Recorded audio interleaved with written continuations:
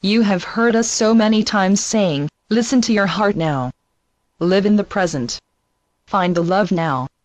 We realize that this is confusing to some. How can you desire a future, while also living now? The answer is not so difficult. If you feel in your heart right now, that there is something you want to create, then by all means, you are living now. You are loving a dream now. You are loving a solution now. The dream or solution may not be here yet in linear time, but you are loving it now. You are willing to work for it now. You are present to your own heart now.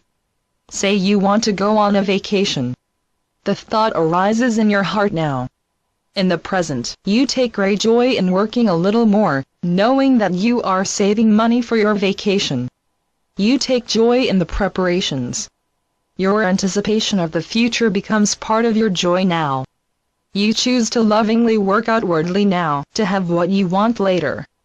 The thought of your future vacation fills your now with love and joy. However, suppose you find no joy whatsoever in working overtime, but you still want that vacation. Drop into your heart. Dear God, I want the vacation, but I don't want to work more hours. I guess I will have to grow, surrender, and deepen my faith in your ability to bring this to me. I will have to trust in right timing. I choose to lovingly work inwardly now to have what I want.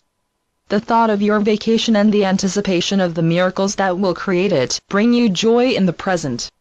If however you say, I don't want to work harder. I don't want to wait for the miracle. I want it now.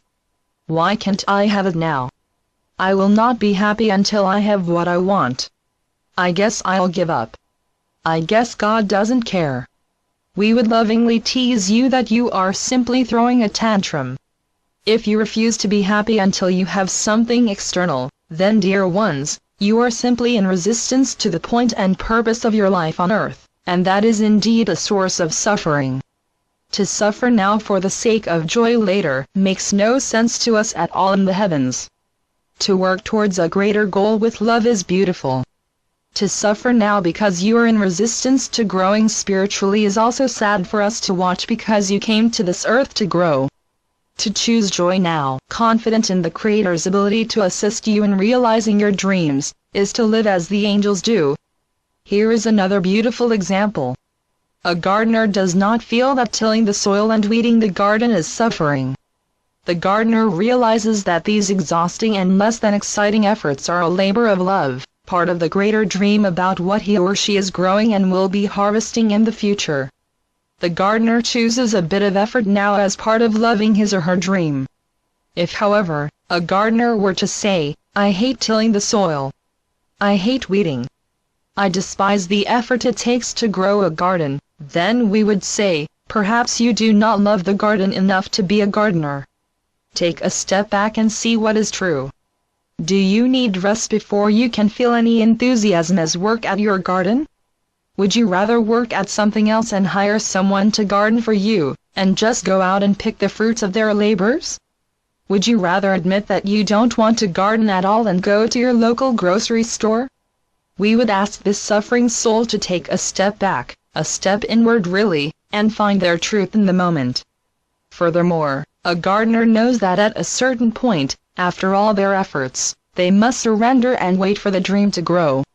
They cannot control it. They can simply prepare and create wonderful conditions for their dream to grow. They must both prepare outwardly, and trust inwardly. So when you have a goal, a dream you love, a challenge you would love to overcome, work lovingly towards its realization, either outwardly or inwardly. If, however, you feel no love in your efforts whatsoever, take a step back and ask yourself, am I just being impatient? Am I in need of rest, balance, or a little reassurance and comfort from my angels? Am I in need of a new way of going about this? If you don't know the answer, or cannot find your own heart, pray, Dear God, dear angels, reveal my heart unto me. Show me my truth. What is the deepest truth within me? Do I really want my goal? Do I really want to go about it the way I am? Do I simply need rest or assistance? Show me my heart. Then take a breath. Breathe deeply into your heart and listen to the truth you feel deep inside. Your dreams are worthy of your attention and efforts.